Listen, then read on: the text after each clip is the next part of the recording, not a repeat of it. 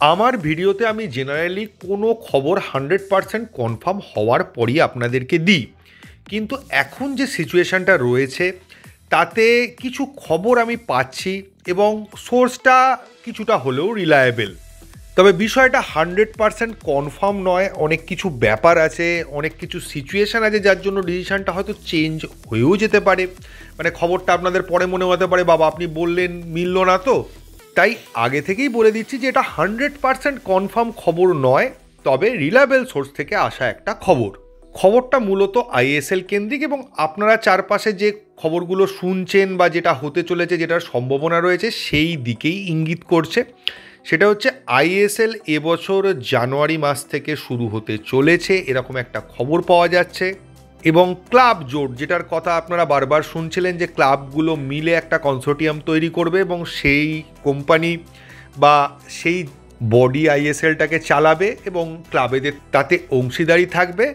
এবং যেটা শোনা যাচ্ছে রিলায়েন্স বা এফএসডিএল এটার সঙ্গে যুক্ত থাকবে না, যেটার খবর শোনা যাচ্ছিল যে এফএসডিএল বা রিলায়েন্স হয়তো এটাকে ইনডাইরেক্টলি কন্ট্রোল করবে। তো সেটাও যতদূর শোনা যাচ্ছে যে না, রিলায়েন্স হয়তো আর ভারতীয় ফুটবলের সাথে যুক্ত থাকবে না। তবে এই জিনিসটা কনফার্ম হয়নি সেটা শুধুমাত্র এই বছরের জন্য বা এই সিজনটা উতরে দেওয়ার জন্য হচ্ছে নাকি এটাই পার্মানেন্ট সলিউশন, এই বিষয়ে কিন্তু কোনো কনফার্ম খবর পাওয়া যায়নি। এবার দেখুন, শেষ মুহূর্তে রিলায়েন্স হঠাৎ রাজি হয়ে গেল, এফএসডিএল বলল যে না আমরা টুর্নামেন্ট করব, মোটামুটি যা শর্ত আছে সেগুলো নিয়েই আমরা করব। এরকম যদি কোনো চেঞ্জেস হয় সেটা আলাদা বিষয়, সেটা আগে থেকে বলা সম্ভব নয়। তবে আজকের দিনে এই মুহূর্তে দাঁড়িয়ে এটাই ফাইনাল খবর যে আইএসএলটা জানুয়ারি থেকে শুরু হতে চলেছে। এবং আর একদিক থেকে যদি দেখেন এটাও স্বাভাবিক বিষয়, কারণ জানুয়ারি মাস থেকে যদি আইএসএল শুরু না হয় তাহলে কোনোভাবেই এবছর ISL single league double league কিছু করেই কমপ্লিট করাটা সম্ভব হবে না।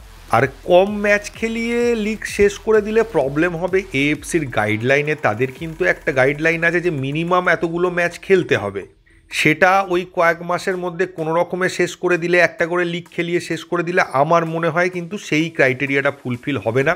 এবং সেক্ষেত্রে আদৌ কোনো টিম এএফসিতে অংশগ্রহণ করতে পারবে কি না বা এবছরের লিগটাকে এএফসি মান্যতা দেবে কি না, এগুলো নিয়ে কিন্তু অনেক প্রশ্ন আছে। এটা গেল যে খবরটা আমি পেয়েছি। এবার আমার ব্যক্তিগত মতামত যদি বলেন তাহলে ওই একই জায়গায় ক্লাবেদের মতো টেম্পোরারি সলিউশনের দিকে এগিয়ে খুব একটা লাভ নেই, পার্মানেন্ট সলিউশনের প্রয়োজন। কারণ দেখতে দেখতে মে মাস চলে আসবে, এই সিজনটা শেষ হয়ে যাবে, আবার সামনের সিজন আসবে, তখন আবার একই রকম সমস্যা শুরু হবে। তো এবছরের জন্য যাই হোক না কেন এই মুহূর্ত থেকেই কিন্তু পার্মানেন্ট সলিউশনের দিকে এগিয়ে যাওয়ার চেষ্টা করতে হবে। এআইএফএবি বলুন আর ক্লাবগুলোকেই বলুন, সবাইকে সম্মিলিতভাবে এটার একটা চেষ্টা করতে হবে। এবং আরও একটা বিষয় যেটা বলতে ভুলে গেছিলাম, সেটা হচ্ছে জানুয়ারি মাসের ফার্স্ট হাফের মধ্যেই, মানে 1 থেকে 15 তারিখের মধ্যেই সম্ভবত লিগটা শুরু হতে চলেছে, অন্তত এরকম খবর পাওয়া যাচ্ছে, এটা বলাটাই ঠিক হবে। আর যেহেতু রিলায়েবল সোর্সের কোনো কনফার্মেশন নেই তাই আপাতত এটাকে আপনি 50-50 ধরতে পারেন, যে হতেও পারে নাও হতে পারে। এবার যদি মোহনবাগানের খবরে আসি তাহলে দুটো খবর মেনলি চারদিকেই ঘুরে বেড়াচ্ছে এবং দুটো খবরই মোহনবাগানকে কেন্দ্র করে রয়েছে মেনলি।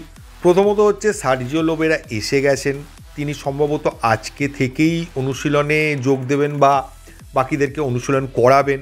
এবং নতুন প্লেয়ার নেওয়া নিয়ে যে সমস্ত খবর মার্কেটে ঘুরে বেড়াচ্ছিল সেটা ঠিক না বেঠিক সেটা খুব তাড়াতাড়ি ক্লিয়ার হয়ে যাবে।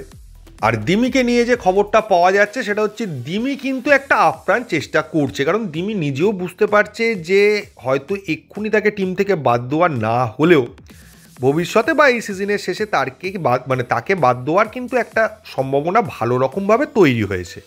তো দিমি ব্যাপকভাবে তার ওয়েট কমিয়েছে, তার ফিটনেস বাড়িয়েছে এবং নিজের 100% উজাড় করে দেওয়ার জন্য সে প্রস্তুত হচ্ছে। এবং সে চাইছে ভবিষ্যতে মোহনবাগান টিমের সাথে যাতে সে যুক্ত থাকতে পারে, তার জন্য যা যা করার দরকার ফিটনেসের দিক থেকে খেলার দিক থেকে সব কিছুই সে করতে প্রস্তুত।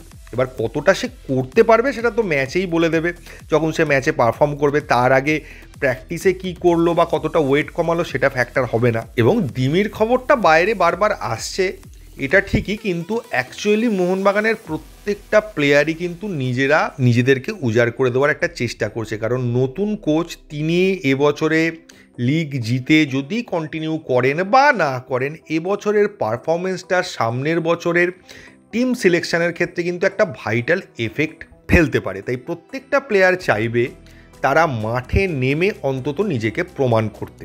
আমরা রবসান, ম্যাকলারেন এবং ইন্ডিয়ান প্লেয়ারদের অনেককেই দেখেছি যে তারা কিন্তু নিজেদের মতো করে একটা প্রস্তুতি নিচ্ছে এবং ফিটনেসের ওপর জোর দিচ্ছে, নিজেদেরকে উজাড় করে দেওয়ার চেষ্টা চালিয়ে যাচ্ছে ভেতরে ভেতরে। তো এই ছিল আইএসএল এবং মোহনবাগানকে নিয়ে এই মুহূর্ত পর্যন্ত পাওয়া খবরগুলো। তো এই ভিডিওতে এইটুকুই। থ্যাংক ইউ, ধন্যবাদ এবং জয় মোহনবাগান।